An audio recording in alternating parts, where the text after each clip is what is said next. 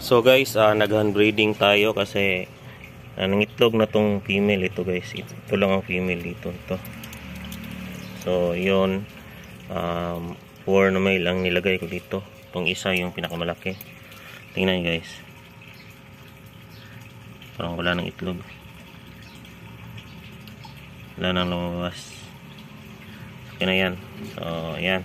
So nangitlog kanina. So ang mga male is ito. Go. Please subscribe to DG Fish and Fun.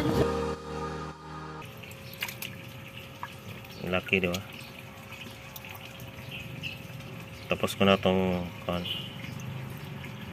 ayan, may lumabas na puti. Yan yung similya niya. Pag i-press mo yan, dahan lang. Tapos mix. Ayan, tapos na dyan.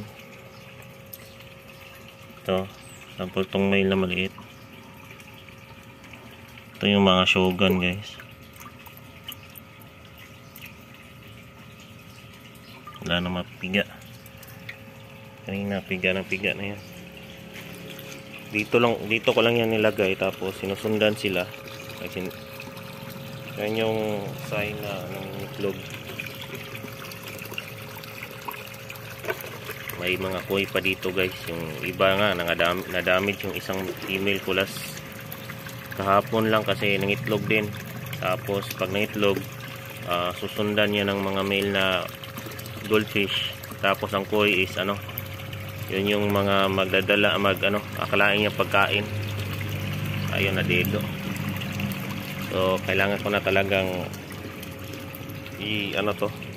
i-separate para hindi naman mahirapan. Ito, 1 year na to sa akin guys. More than 1 year. Ang kaso lang sobrang tanda niya dito, nag-bend na, napiko na. Ayan. Dito. Maganda sana ito pang show pag hindi piko. Ayan. Ito yung mga female, kinakain niya ulit ang mga itlog niya. So nilipat ko na to. So what's up guys? So karon guys, nangitlog man atong mga atong female na shogun calico oranda. So atong atong hand breeder tapos ang mga male kay 5 kabukang gamit kay medyo pinakalit mo guni siya nga. Sayang pati na nag-itlog po niya, di na po niya first time ng itlog mo. Kadaghan na po niya ng itlog dere. So atong hand breed to 15 minutes ni dere. 15 minutes ito guys. Tapos after 15 minutes is tatanggalin natin yung tubig dito, tapos lalagyan ng bago. Kasi ang itlog niyan is naka-stick na, dumidikit na yan ang itlog niya. Tapos ang sperm ng female, ang male, yung male is naka-attach na dyan. So let's go.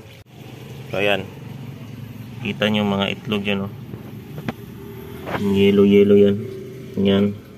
Yan yung mga itlog, ang dami. Tapos lagyan ko na lang ng harang konti. So ayan, tanggalin muna natin to. Lagyan muna natin dito sa tapos ito ay i-drain ko. Gandahan lang to kasi ito yung bagong tubig na ilalagay natin. So kunin mo ng tubig kasi na to, medyo na itong tubig na to kasi ang mga male dito is dito ko nilagay lahat kanina, tsaka hinandbreed. So sticky ang kanilang niya so kailangan mawala yan para mawala yung fungus. Wala pa naman, hindi na ako ready ngayon. Wala akong dalang methylene. So ayan, konti-konti lang.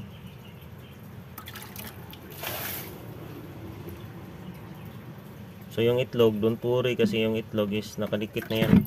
Hindi na yan, once na nakadikit na yan, hindi na yan lulutang. Pag lulutang yan is, meaning yan is bubok. So ito wala, bubok. Ayan. So okay. So, i-drain ko muna. Ayan. Clear na clear. Ayan yung mga itlog guys.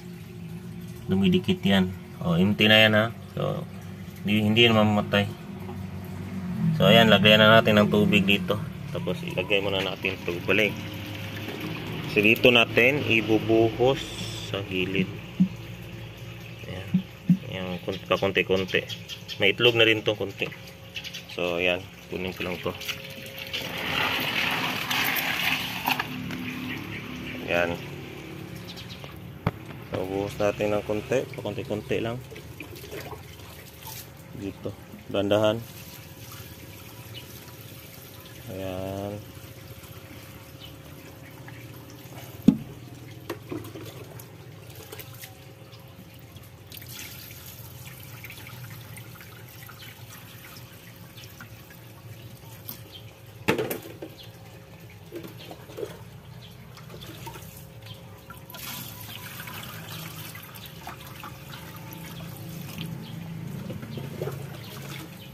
Dahan lang. Hindi naman to lahat na ano to ma-hatch. Sana mayroong ano din kahit pang 100 lang. Kasi hirap ang lapia ngayon. Kasi hindi to ready. Yung mga laki is laki na goldfish is kunti lang ang kanyang milk. Ang sumilya niya ngayon. Yung white sperm niya. Okay. So, dagdagan pa natin ng konti at saka nakahang lang yung air pump. Yan. Dagdagan pa natin ng konti. Ayan guys, kung makikita nyo, ang ganda natin nandiyan. Malinaw na siya. Ayan. Ano na. Tapos, hindi yan babaho ang tubig yan kasi bago talaga ang tubig niyan. Bagong bago. So, lagyan natin ang karton dito. At saka, hintayin na lang natin ng 3 days. After 3 days, ano kayang sulta, sana may ma-hatch. Yan. Yung mga itlog niya is nasa baba. Dami niyan. Kung dito mo tingnan, ayan, yung mga yellow. Ayan yan. So, ayan. Hintayin na lang natin.